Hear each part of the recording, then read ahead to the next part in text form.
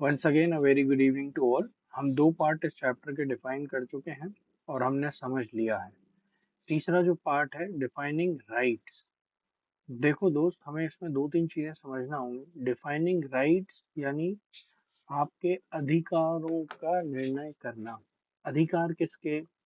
अब ये दो तीन चीज हो सकती हैं, whether you are defining right of your own, whether you are defining right of a woman, or you are defining right of a minority, or you are defining right of someone else. It can be a person from scheduled caste, or it can be a person from scheduled tribe. It can be any. So while defining right, first we have to identify for whom we are getting the rights defined. ठीक है? तो सबसे पहले जब हमने अभी इसके पहले जो बात देखी थी स्टेट के लिए, हमने उसमें एक बात देखी थी, there should be a social justice. That was the vision of constitution. Vision क्या था? Social, economic, political justice plus safeguard for minorities, backward, tribal and depressed and other backward classes. This was our objective resolution. जब हम rights की बात करेंगे तो rights में हमारे पास फिर यही सारी पांच चीजें आ जाएंगी कि हम किसके राइट की बात कर रहे हैं और क्या वो राइट हमें सच में चाहिए भी है कि नहीं। ठीक है? तो पहली चीज, हमें एक पर्सन के राइट चाहिए कि सिटीजन के राइट चाहिए, हमें ये भी चीजें देखना पड़ेंगी। जब हम राइट्स की बात करते हैं, there can be right of a person, of a gender और ऑफ अ रिलीजन और ऑफ अ कास्ट और ऑफ अ कम्युनिटी, और rather we can define the rights of citizen. Right? Citizen का मतलब होता है ब्रॉड विजन में, लेकिन जब हम सिटीजन को थोड़ा सा डिफाइन करते हैं, थोड़े इसके अंदर घुसते हैं, तो हमें समझ में आता है that citizens are themselves divided among many group, right? ऐसे ही जब हम राइट की बात करेंगे तो हमारा एक ग्रुप था ऑप्रेस्ड ग्रुप, जिसको हम बोलते थे माइनॉरिटीज। खास तौर पे देखो, माइनॉरिटीज में दो तीन चीजें होती हैं। हमारे पास उस समय के हिसाब से माइनॉरिटी का मतलब कहलाता था मुस्लिम माइनॉरिटी। अब देखो, अगर देश का बंटवारा हुआ है and there is a Muslim minority, then we need to find out that why they are considered minority and are they actually minority, right? तो जब कॉन्स्टिट्यूशन बन रहा था, while defining minority, there was a heavy debate. There were clashes of the opinion. There was drama of individual encounters and what not, right? तो हमको ये पता होना चाहिए कि किस कंडीशन में हम जो है कॉन्स्टिट्यूएंट असेंबली में बैठे हुए थे, राइट? हमने देखा था इसके पहले वाले लेक्चर में कि कॉन्स्टिट्यूएंट असेंबली में बहुत सारे वाद विवाद, भेष भेद सब कुछ हुए, है ना? And there was a division, differences in the opinion. So there was a difference in this question also, and this question was collectively debated. Post debate, it was found out that कि देखो, हमने objective resolution में नेहरू जी ने क्या बोला था, that we must go ahead with the will of the people, and he declared what was the need of constitution, that it must fulfill the passion that lie in the heart of the masses। तो ये नेहरू जी ने ये चीज बोला था। अब masses का मतलब क्या होता है? Common simple man. Common simple man can be of any religion, caste, creed, sex, place, gender और एनीथिंग, राइट? जब ये सारी बातें हो रही थी तो हमने माइनॉरिटीज की बात करना शुरू की। माइनॉरिटीज पे मैंने आपको फिर वही पे लेके आता हूँ। माइनॉरिटीज का मतलब इस जगह पे खास तौर पे मुस्लिम माइनॉरिटी। ठीक? अब देखो, ये हमारे लिए एक अच्छी चीज हुई थी मुस्लिम माइनॉरिटीज के लिए, अंग्रेजों ने के लिए अच्छी चीज हुई थी। रादर अंग्रेजों ने अपनी मर्जी के लिए ये की थी, और इसलिए की थी ताकि वो देश पे राज कर सकें। वो डिवाइड एंड रूल पॉलिसी लेकर के आए थे। डिवाइड एंड रूल पॉलिसी का मतलब था सेपरेट इलेक्टोरेट। सेपरेट इलेक्टोरेट यानी a person belonging to Muslim community will only vote for a person of Muslim community. That means if a seat is there for Muslim candidate, then only Muslims can vote for him. Irrespective of any other religion, irrespective of majority or minority, अगर वो seat reserved है तो वो उसको सिर्फ वही आदमी vote देगा। एक हमारे राजनेता हुए बी पोकर बहादुर, इन्होंने ये बोला कि भाई there should be continuation of separate electorate. देखो, सेपरेट इलेक्टोरेट देश के लिए वो कैंसर था जो कभी खत्म नहीं होने वाला था, ये देश को खत्म कर देता। तो ये जो बी पोकर बहादुर थे, इन्होंने बोला कि सेपरेट इलेक्टोरेट होना चाहिए, ठीक है ना। और इन्होंने इसके लिए क्या दलील दी, द प्ली फॉर कंटिन्यू क्या था इनका, that see minorities can not be erased out of the existence, हम इन्हें खत्म नहीं कर सकते। ठीक, हमें एक ऐसा फ्रेमवर्क बनाना पड़ेगा, ऐसा संविधान बनाना पड़ेगा जहाँ पे जो माइनॉरिटीज हैं ये प्यार मोहब्बत से बाकी जनरल कास्ट के साथ रह सकें। So that means minorities cannot be erased out of existence. The need was to create political framework. कैसा framework बनाना है? Political. In which minorities could live in harmony with others. जहाँ पे ये जो minorities हैं एक दूसरे के साथ, दूसरी communities के साथ प्रेम से हारमोनी में रह सकें। And differences जो हैं, differences मतलब सीधा सीधा समझो लड़ाई झगड़ा वाला काम है, that should be minimized. ठीक है। अब देखो ये कब पॉसिबल है, this was possible only if minorities were represented within political system and their voices are heard. ठीक है। तो इन्होंने क्या बोला कि देखो भाई, माइनॉरिटीज के लिए हमें सेपरेट इलेक्टोरेट को कंटिन्यू रखना होगा, क्योंकि ये जो चीज आप कह रहे हो ना कि भाई ये माइनॉरिटीज बढ़िया से रह लें, इनके डिफरेंसेस मिनिमम हो, ये तभी होंगे जब इनको पॉलिटिकल सिस्टम में रिप्रेजेंटेशन मिल जाएगा और इनकी आवाज को सुना जाएगा। तो सेपरेट इलेक्टोरेट रखिए, सही बात है, इनकी बात भी सही थी, ये कहीं गलत नहीं थे, लेकिन इनका पर्सपेक्टिव था। हालांकि देखो, पर्सपेक्टिव के साथ अच्छी चीज ये होती है कि हर आदमी का अलग अलग होता है और वो सही और गलत का निर्णय नहीं होता है। वो निर्णय होता है कि पर्सपेक्टिव अगर आपने बनाया है तो हो सकता है आप कई बार सही हो, कई बार आप गलत हो। बी पोकर ने ये चीज जो दलील दी, ये इनकी दलील कुछ हद तक सही थी इनके हिसाब से, है ना। इन्होंने क्या बोला देखो कि only separate electorate would ensure that Muslim had a meaningful voice. ठीक है भाई, अगर वो मुस्लिम चुने जा रहे हैं तभी उनकी मीनिंगफुल वॉइस होगी in the governance of the country. The need of the Muslim Bahadur felt could not be properly understood by non Muslim. इन्होंने बोला कि भाई जो मुस्लिम्स की नीड है वो नॉन मुस्लिम नहीं समझ सकते। एंड इन्होंने आगे भी ये बोला कि जो आदमी मुसलमान नहीं है वो सही कैंडिडेट नहीं चुन सकता जो मुस्लिमों को रिप्रेजेंट करे। तो सेपरेट इलेक्टोरेट होना चाहिए, जो मुस्लिमों की परेशानी को समझे, हमें उसे चुनना है, तो हमारे पास सेपरेट इलेक्टोरेट होना चाहिए। ठीक। तो क्या बोला इन्होंने, देखो, बहादुर felt could not be properly the need, ये पूरा सेंटेंस पढ़ना पड़ेगा हमें।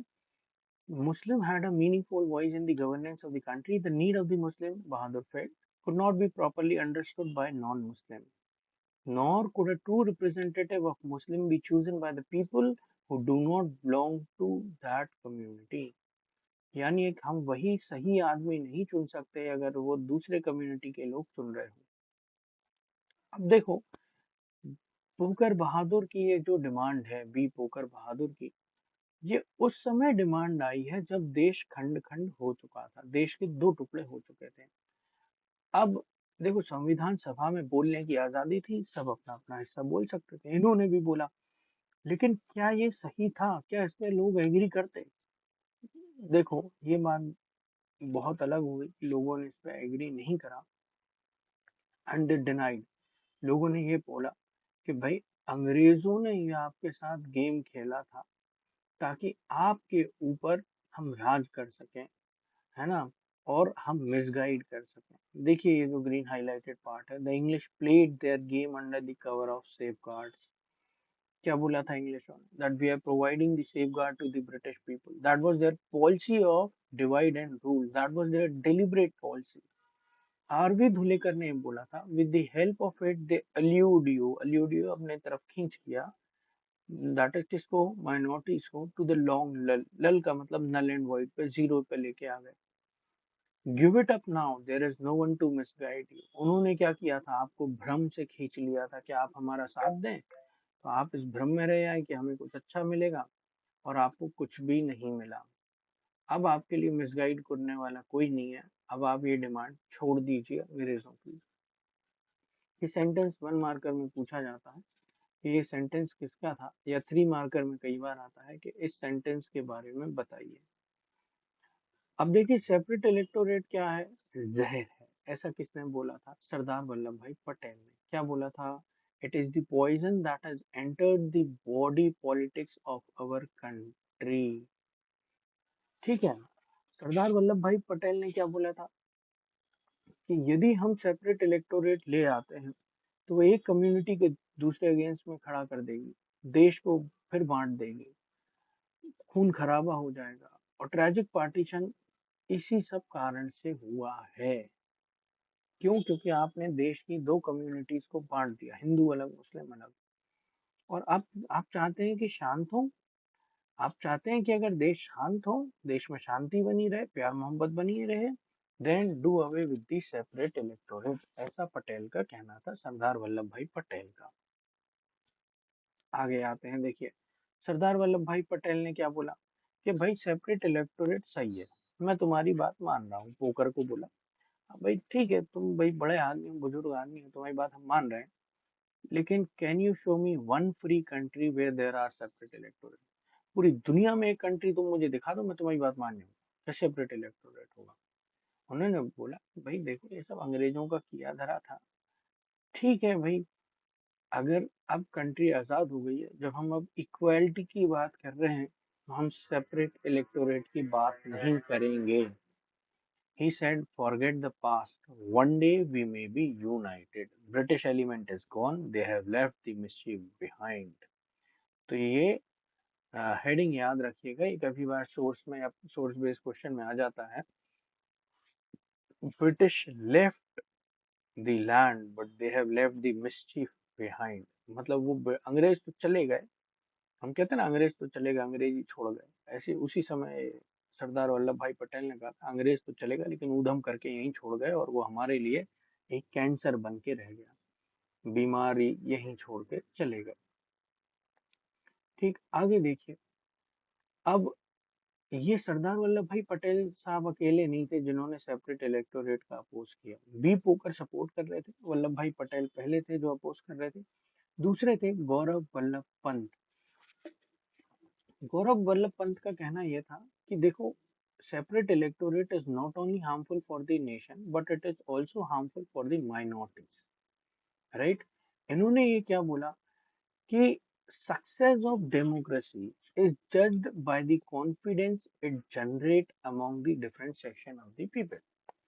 भाई you are living in a democracy, आपका कॉन्फिडेंस है कि हम जो चाहेंगे जैसे चाहेंगे अगर वो सही है तो हमें मिल जाएगा, दैट इज योर कॉन्फिडेंस। हमारे साथ न्याय होगा डेमोक्रेसी में, आपका एक कॉन्फिडेंस है। That's how, that is why our democracy is successful. ठीक है, तो इन्होंने क्या बोला, अ, ये एक चीज और बोले कि भाई देखो सक्सेस इज जज्ड, एक सेकंड, हाँ अब ठीक है, success is judged that by that citizen is in a free state should not be treated in a manner that satisfies not only his material want but also spiritual sense of self respect। हम आपको separate electorate दे देते हैं, क्या self respect बचेगी, नहीं बचेगी। तो गौरव वल्लभ पंत ने क्या बोला, every citizen no matter what his economical status is, in which society he belong, in which community he belong, or in whichever way he live, in whichever religion he follow। ये जो democracy की बात है ये कब successful होगी, जब उसके मटेरियल वांट के अलावा स्पिरिचुअल सेंस हो, एक सेल्फ रिस्पेक्ट का। भाई मटेरियल वांट तो सब ठीक है, सबके पास आ जाता है, खूब पैसा आ जाता है, लेकिन फिर अगर आपके साथ ऊंच नीच का भेदभाव हो तो सेल्फ रिस्पेक्ट हार्म होगा, हजार बार होगा, भले आप अरबपति हो, है ना। So it's not only in the material want but also in the spiritual sense of self respect। इन्होंने क्या बोला कि भाई ये जो डिमांड है ना आपकी सेपरेट इलेक्टोरेट की, ये सुसाइडल डिमांड है। सुसाइडल डिमांड यानी अपने आप को मारने वाली। अगर हम देश में ये डिमांड लाके खड़ी कर देते हैं कि भाई let there be separate electorate, that is like killing yourself again and again. ठीक है, प्लस हम डिमांड कर देते हैं। अब आप एक चीज समझना, एक कम्युनिटी को उसी कम्युनिटी के लोग वोट दे रहे हैं और उसी कम्युनिटी का मेंबर खड़ा हो रहा है, ठीक है। ये क्या हुआ, ये हुआ कि आपने अपने पैर पे खुद कुल्हाड़ी मारी तो मारी और अपने आप को दुनिया भर से काट के रख लिया। ऐसा कैसे कह सकते हैं, देखिए फॉर एग्जाम्पल हम एक बिल्कुल सीधा सीधा एग्जाम्पल ले लेते हैं। ए कम्युनिटी के लोग ए से लेके जेड तक अगर लोग रहते हैं, एक सीट ए को रिजर्व कर दी, एक सीट बी को कर दी, एक सी को, ए कम्युनिटी के लोग सिर्फ ए कम्युनिटी वाले कैंडिडेट को वोट दे सकते हैं और इन दोनों का रिलीजन सेम होगा। तो मतलब बाकी B C D E F इनका क्या, ये तो फिर बात ही नहीं करेंगे, ये सिर्फ बाढ़ में जा भाई, तेरे को तो प्रिविलेज है, तू ही जीतेगा, ठीक है ना। तो दैट इज लाइक कि इनको परमानेंट आइसोलेट करके रख दिया।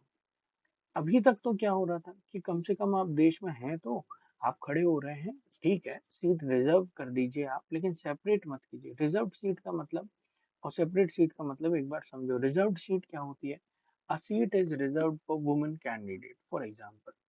तो महिला वहां खड़ी होगी चुनाव लड़ने, वोट सारे जाति धर्म वाले लोग देंगे। या if a seat is reserve for Muslim candidate, Muslim candidate खड़ा होगा, वोट सब देंगे। ये कब है, रिजर्व्ड इलेक्टोरेट में। सेपरेट इलेक्टोरेट थोड़ा सा अलग है। सेपरेट इलेक्टोरेट में क्या होता है, अगर मुस्लिम की सीट है तो मुस्लिम कैंडिडेट खड़ा होगा और सिर्फ मुसलमान वोट देंगे। अब मान लीजिए अगर ये डिमांड मान ली जाती है तो क्या होगा, भाई मुस्लिम कैंडिडेट खड़ा हुआ, मुसलमानों ने वोट दिया, ठीक है जीत भी गए, लेकिन इनकी सुनेगा कौन। तो they would be isolated permanently. अभी तो क्या हो रहा है कि आप बातचीत कर पा रहे हैं, एक दूसरे के साथ उठ के बैठ पा रहे हैं, लेकिन अगर ये डिमांड मान ली गई, that will be considered as suicidal demand, जिसको हम कहते हैं सुसाइडल, आत्महत्या करने वाली डिमांड। ये पैसेज आप एक बार पढ़ लीजिए, गोविंद वल्लभ पंत का एक पैसेज है कि if we go ahead with the separate electorate, it will be suicidal to the minorities and will do them tremendous harm. If they are isolated forever, they can never convert themselves into a majority. और जिंदगी भर minority में वो रहे, isolated रहे, तो जिंदगी भर माइनॉरिटी रह जाएंगे, मेजोरिटी में नहीं आएंगे। और अगर कभी ऐसा होता है तो ये जो फीलिंग है कि भाई हम माइनॉरिटी हैं, हम अलग हैं, ये इन्हें विकलांग बना देगी और शुरुआत से विकलांग बना देगी। बात समझे आप, मुझे लगता है ये पैसेज आपके समझ में आ जाएगा। और ये पूरे पैसेज में यही बात की गई है कि यदि हम सेपरेट इलेक्टोरेट देते हैं, that will be harmful to the Muslim community if separate electorate is awarded to them, ठीक है। अब एक चीज समझना, आपके पास सारे डिमांड आ गए हैं, सारे आर्ग्यूमेंट आ गए। पहला आर्ग्यूमेंट आया है that there should be separate electorate, B Pocker ने बोला। दूसरा आर्ग्यूमेंट आया, नहीं सेपरेट इलेक्टोरेट नहीं होना चाहिए, सरदार वल्लभ भाई पटेल का। तीसरा गोविंद वल्लभ पंत का आया है कि भाई नहीं होना चाहिए, ये देश के लिए सुसाइडल है। ठीक है, आप तीनों चीजों को देख लिए, लेकिन अब देश को एक कैसे रखा जाए, यूनिफाइड कैसे रखा जाए। देखो, देश को यूनिफाई रखना है ना, तो आप देश को यूनिफाई रखने के लिए कास्ट हटा दीजिए, कम्युनिटी हटा दीजिए, रिलीजन हटा दीजिए, और लेके आइए एक शब्द, उसका नाम है citizen. That means in order to build a political unity and forge a nation, every individual had to be molded into a citizen of a state, ठीक है। और सिटीजन ऑफ स्टेट की जब आप बात करेंगे, every group had to be assimilated within the nation। सारे जो लोग हैं इस देश के, उनको कुछ राइट दिए जाएंगे, उनको बोलेंगे हम सिटीजन राइट, लेकिन इसके बदले में they have to offer their loyalty to the state. आपको राइट दे रहे हैं तो आपकी कुछ ड्यूटीज भी होंगे कि आप देश के लिए लॉयल रहें।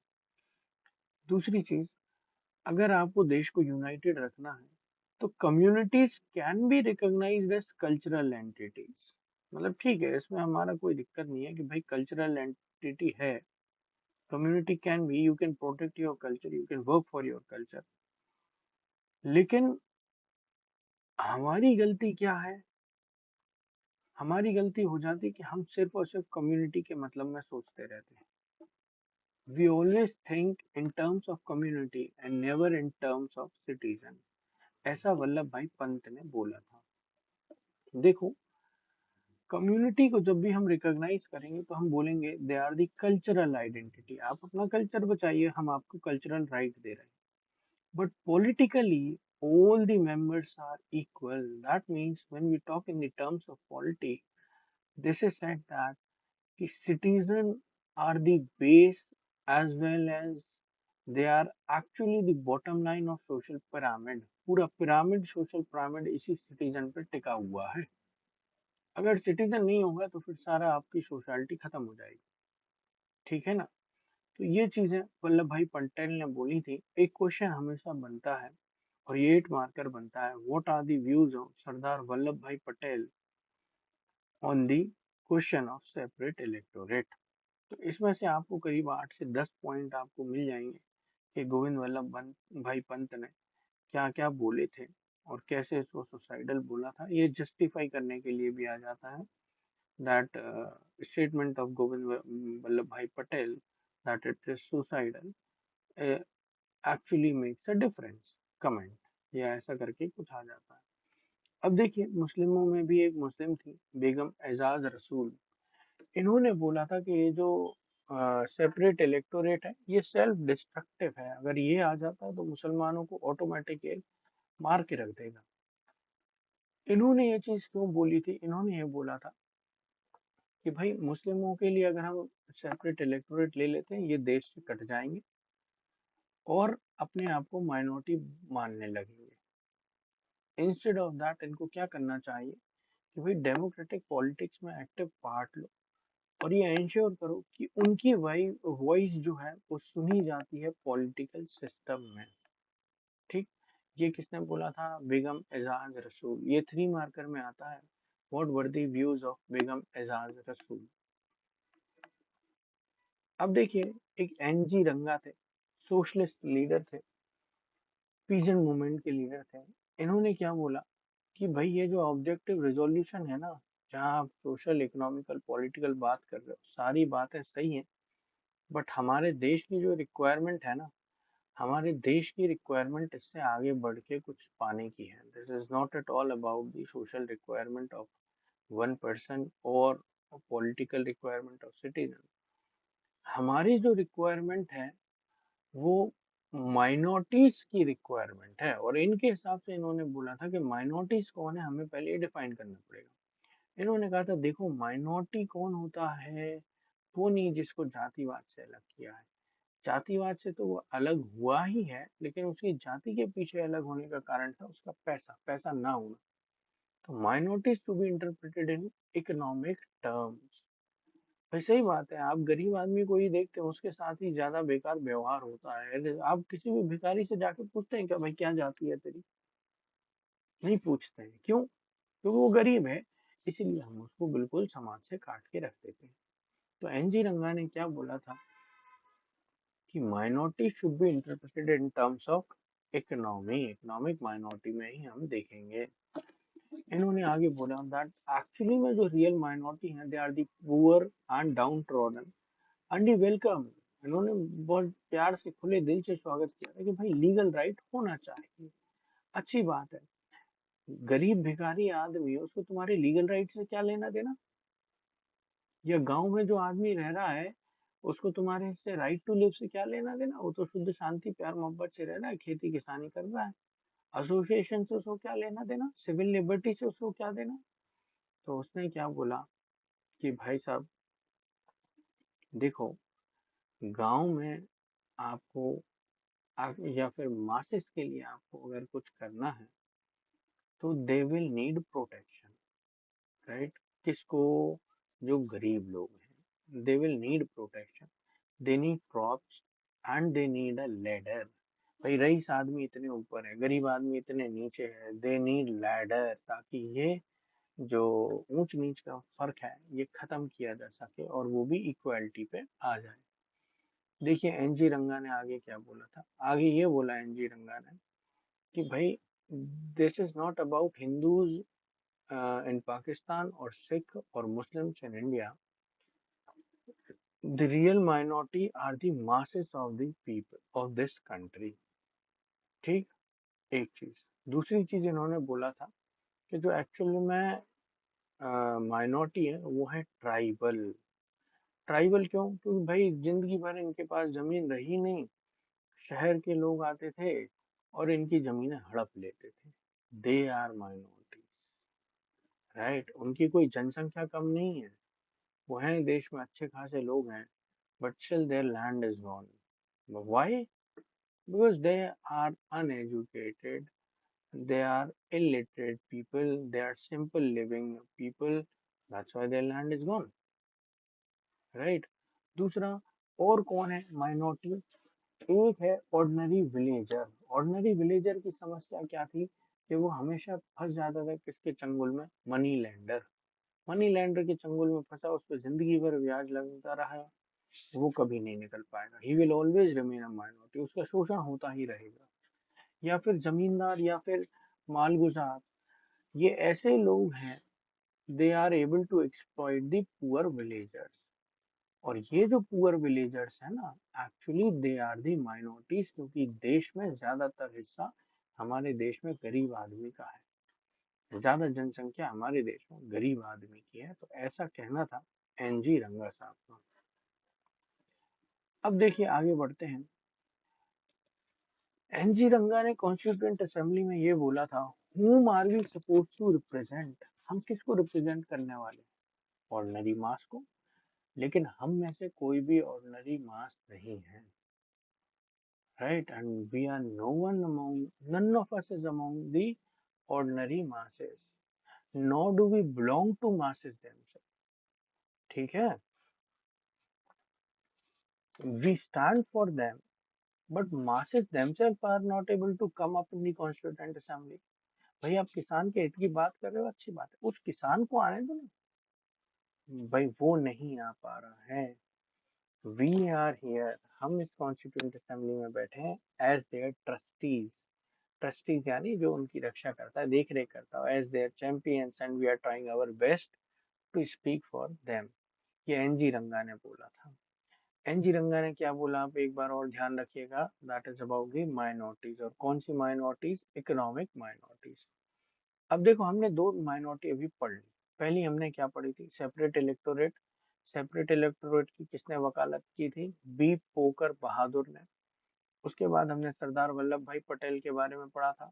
आरबी धुलेकर के बारे में पढ़ा था। आरबी धुलेकर का स्टेटमेंट क्या था कि भाई आपको खींच लिया गया है, आपको ल्योर कर लिया गया है, एंड आपको मिसगाइड किया गया है। ये स्टेटमेंट याद रखना है।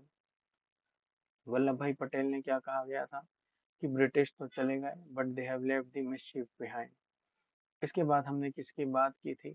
इसके बाद हमने बात की थी आरसी धुलेकर की, नहीं, बेगम एजाज रसूल की। बेगम एजाज रसूल ने क्या बोला था कि भाई ये गलत है। इसके बाद हमने एनजी रंगा की बात की थी, जो पीजेंट मूवमेंट के लीडर थे, और क्या बोला था कि भाई जो एक्चुअली माइनॉरिटी है वो किस टर्म में है?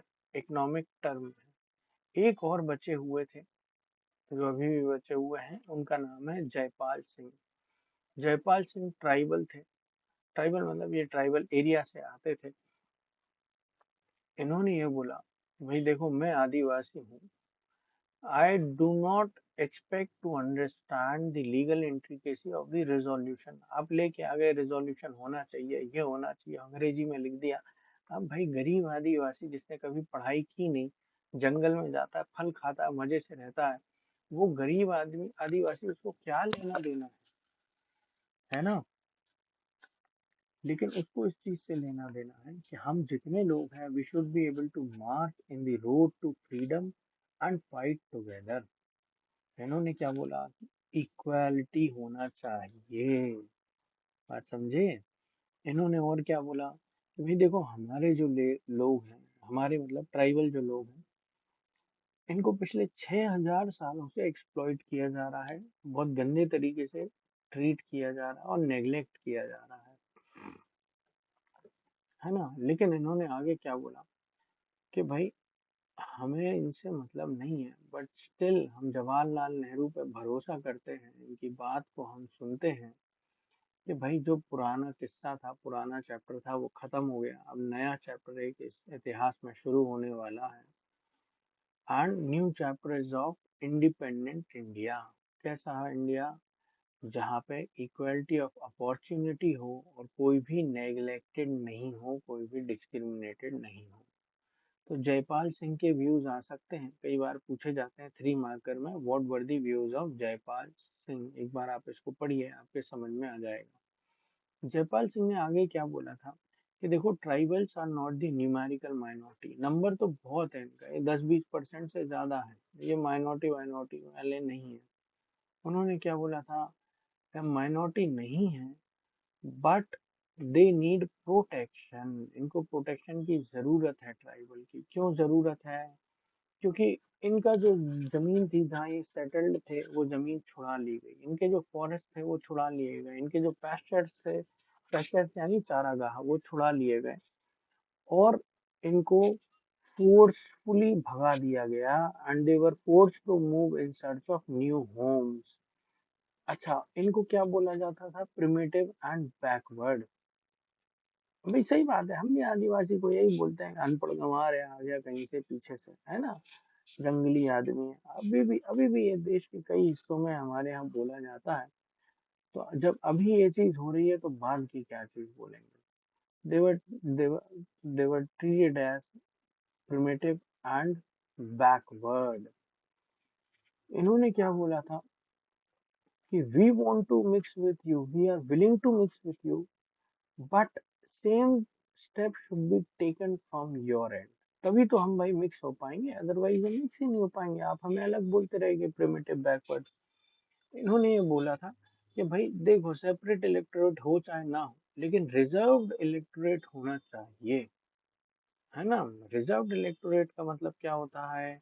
हमारे लिए कुछ सीटें रिजर्व होना चाहिए, ताकि हम अपने आप को रिप्रेजेंट कर सकें पार्लियामेंट में। ठीक है।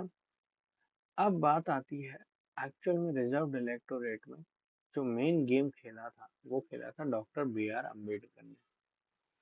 आप विश्वास मानिए इस बात का कि आप इस देश में इतने शांति से जी पा रहे हैं, आप इस देश में इतने शांति से बोल पा रहे हैं, जिसको चाहे उसको गालियां दे पा रहे हैं, जिसको चाहे आप उससे मिल पा रहे हैं, सब एक साथ उठ के बैठ के खा रहे हैं, सब शांति से जी रहे हैं। इस पूरे संविधान के पीछे सिर्फ एक आदमी की ताकत थी, वो थे बी आर अम्बेडकर। अगर ये लड़कियां पढ़ रही हैं तो इसका कारण है B are Ambedkar.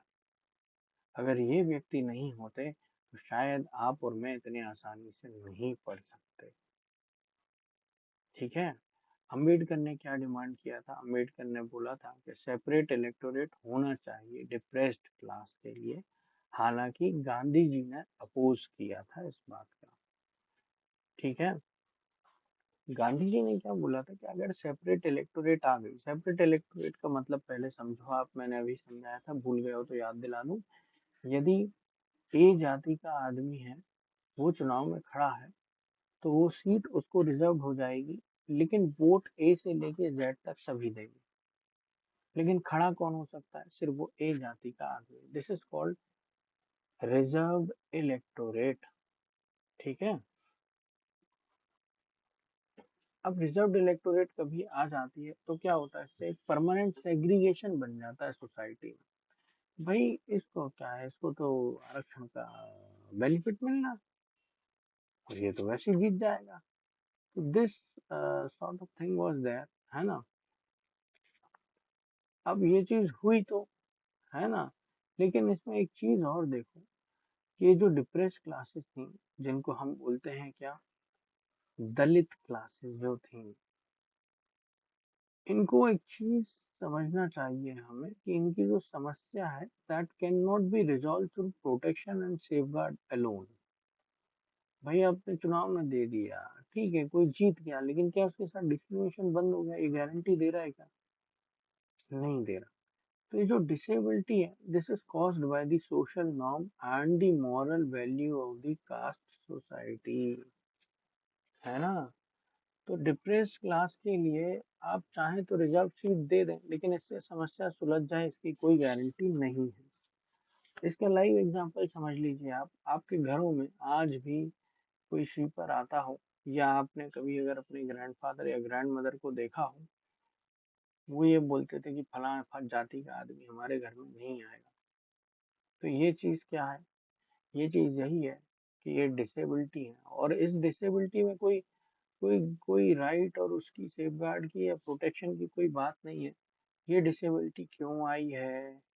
Because of social norm and the moral value of the caste society. इसी कारण ये डिसेबिलिटी आई है। आगे एक जे नागप्पा हुए थे। जे नागप्पा ने ये बोला था कि हम कई सालों से सफर कर रहे थे, बट अब हम प्रिपेयर हैं कि हम आगे कोई सफर नहीं करेंगे। हमें अपनी रिस्पॉन्सिबिलिटी समझ में आ गई है, और हम बताएंगे अब कि भाई how to assert our self. ठीक है। इन्होंने ये बोला था कि देखो, हम न्यूमेरिकली माइनॉरिटी में नहीं है, हम 20-25% हैं देश की जनता के, मतलब हम एक्चुअली में माइनॉरिटी नहीं है। लेकिन हमारी जो सफरिंग है, जितने सिस्टमेटिकली हमें मार्जिनलाइज किया है, और जिस हिसाब से हमें ट्रीट किया जा रहा है कि हमें एजुकेशन नहीं दी जा रही, हमें मंदिर नहीं जाने दिया जा रहा, एडमिनिस्ट्रेशन में नहीं जाने दिया जा रहा, उसके कारण हम माइनॉरिटी हैं, ना कि इसके कारण कि हमारी जनसंख्या कम है। ऐसा बोला था के खंडारकर ने। खंडारकर ने और आगे क्या बोला था? We are suppressed for thousand of years, suppressed to that extent neither our mind nor our bodies and now even our heart work. We nor we are we able to march forward. This is the position. हमें suppress किया गया। कितना suppress किया गया कि हमारा दिल, दिमाग और शरीर चारों तरफ से बंद हो गया है, और हम अब आगे नहीं बढ़ पा रहे हैं। ये हमारी पोजीशन है। अब इतने सारे डिबेट हो रहे हैं, कॉन्स्टिट्यूएंट असेंबली में डिबेट चले जा रहे हैं, डिबेटों का क्या किया जाए? कॉन्स्टिट्यूशन असेंबली हमारी लास्ट में एक चीज पहुंचती है, और ये बोलती है अनटचेबिलिटी एबॉलिश्ड। इस देश में, इस संविधान सभा में सबसे महत्वपूर्ण जो निर्णय हुआ है, वो है अनटचेबिलिटी को खत्म करने के लिए। और यहाँ क्या किया संविधान सभा ने? अनटचेबिलिटी को खत्म कर दिया। अनटचेबिलिटी यानी छुआछूत को, मंदिरों को सबके लिए खोल दिया। और क्या किया कि लेजिस्लेचर में सीटों का रिजर्वेशन कराया, गवर्नमेंट ऑफिसेज में सीटों का रिजर्वेशन करा दिया। अब इसमें एक चीज और समझिए कि कई लोगों का ये मानना था social discrimination can not be done away with the constitutional legislation, there need to be a change in the attitude within the society. भाई ये सही बात है। Social discrimination is not because you are rich or poor. It is because of your moral values, and still the measures which were taken by Constituent Assembly, ये जो untouchability हटाने का major था, टेम्पल्स को खोलने का मेजर था, they were welcomed by the democratic republic। देखिए, ये एक बॉक्स ऊपर छूट गया है। ये एक बॉक्स है दक्षानी वेलायुधन का। इन्होंने क्या बोला था कि भाई कि what grant should we have, या what safeguard should we have? तो इन्होंने ये बोला था what we want is not all the kind of safeguard, हमें कोई safeguard safeguard तरीके का नहीं चाहिए। We need moral safeguard। moral safeguard यानी morality क्या है? which cannot be bought, purchased or felt। it is there in you। आप बहुत moral हैं, आप ethical हैं, तो that does not mean कि आप उसका टैटू बनवा के गुदा के चलें कि भाई मैं moral हूँ। है तो दैट शुड बी देयर। इन्होंने ये बोला था कि भाई ये मॉरल सेफगार्ड है which give protection to the underdog of this country. क्या बोला था हंसा मेहता ने कि if you need protection there should be moral changes.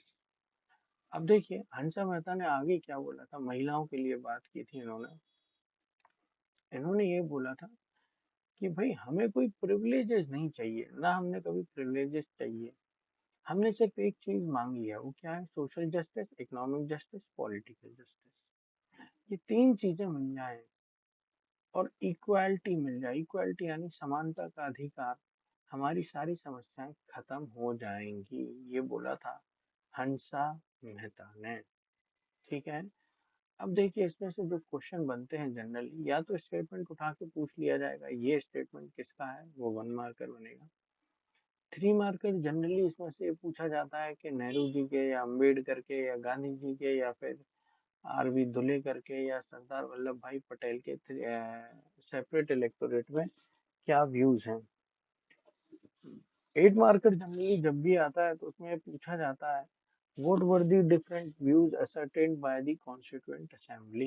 इस तरीके के ये तीन आते हैं। ये एक इमेज हमें देखना है, आइडेंटिफाई द पिक्चर में आ जाती है कि भाई यहाँ कौन कौन है। तो सबसे पहले है क्लीमेंट एटली, उसके बाद है लियाकत अली खान, उसके बाद सरदार बलदेव सिंह, ये जो पीछे सरदार जी खड़े हुए हैं, और फाइनली पैटिक लॉरेंस। तो ये पिक्चर आप एक बार देख करके जाइएगा, इम्पोर्टेंट है ये पिक्चर।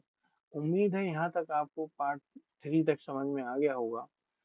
ये इस चैप्टर का कल पार्ट 4 और कल ही हम पार्ट 5 करेंगे, तब तक आप इस चीज को पढ़ लीजिए। हम कल मिलते हैं। कल कुछ प्रश्नों पे भी चर्चा हम करेंगे। That's it for the day. Have fun.